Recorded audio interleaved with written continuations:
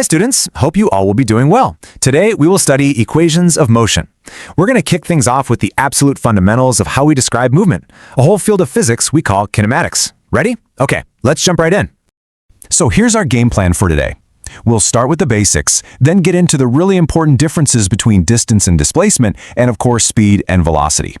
Then we'll wrap it all up by looking at the math that makes physics so precise.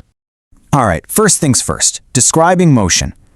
Before we can jump into any fancy equations, we've got to get on the same page about the words we use, the actual language of movement.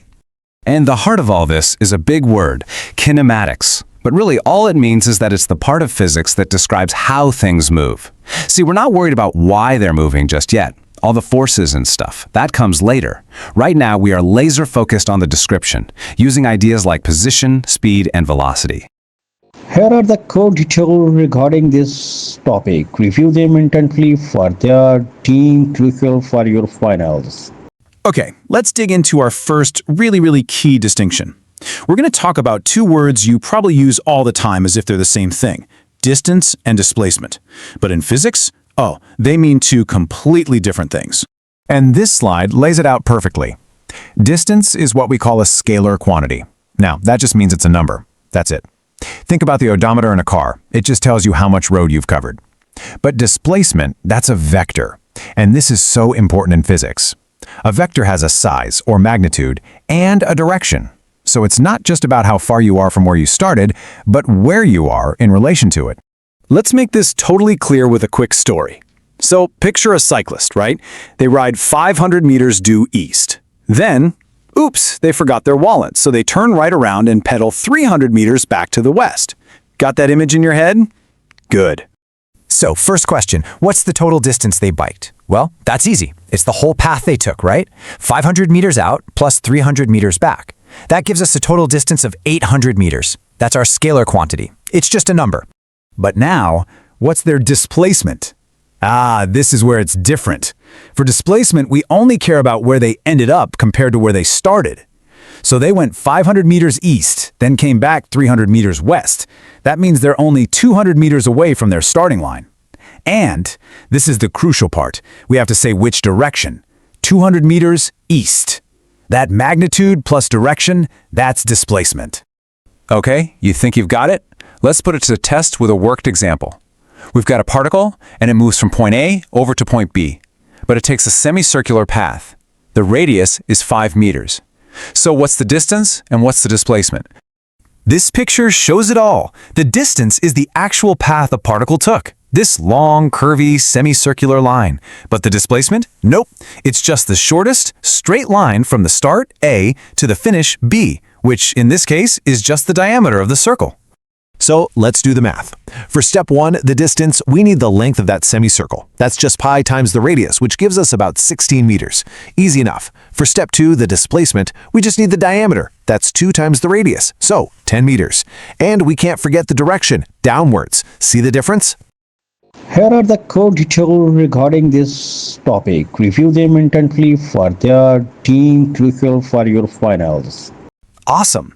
Now that we've totally nailed down the difference between distance and displacement, we can talk about speed. This is all about the simple question, how fast is something going?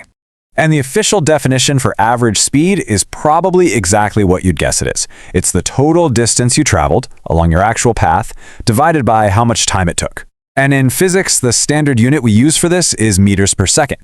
And just to give you some perspective, look at this wild range of speeds.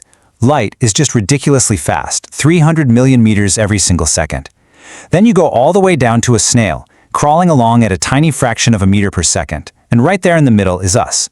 A typical car speed is about 22 meters per second, which is roughly 50 miles an hour.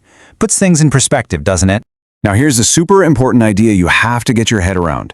Speed is always relative. When we say a car is moving at 22 meters per second, what we really mean is relative to the ground. This example makes it really clear. If you're in a ferry that's moving and a seagull is flying right alongside you at the exact same speed, to you, it looks like it's just hovering there. Its speed relative to you is 0, but its speed relative to the Earth is still 8 meters per second. Okay, let's tackle another problem to make sure we've got this.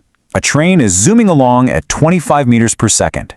Inside the train, a boy is walking towards the back at a speed of 1 meter per second. So, the question is, what's his actual speed relative to the ground?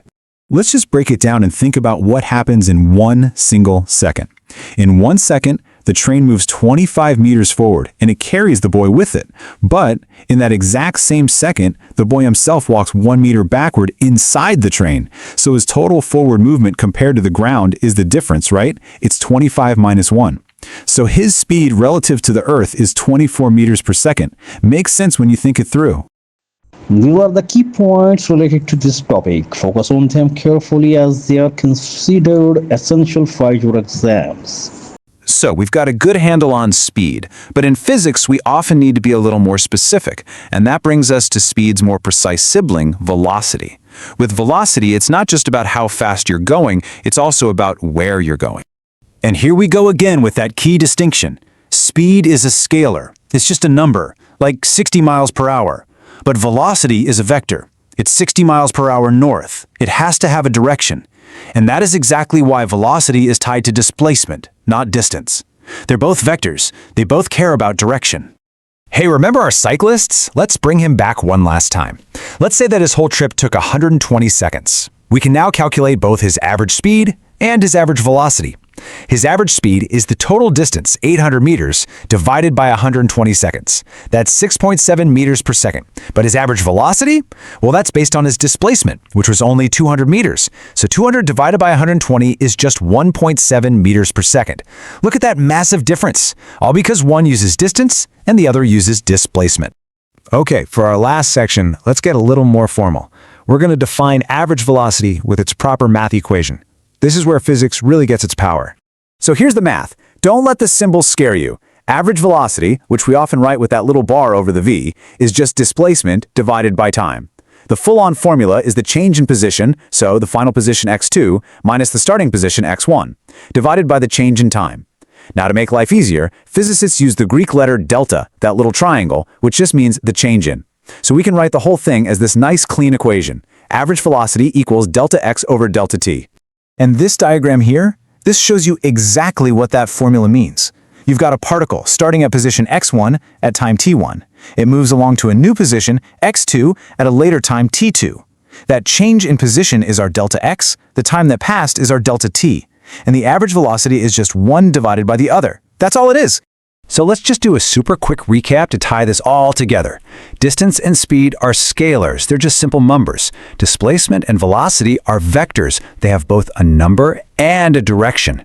Getting that one difference straight is so fundamental for describing motion, and it's the foundation for everything else we're going to study in kinematics.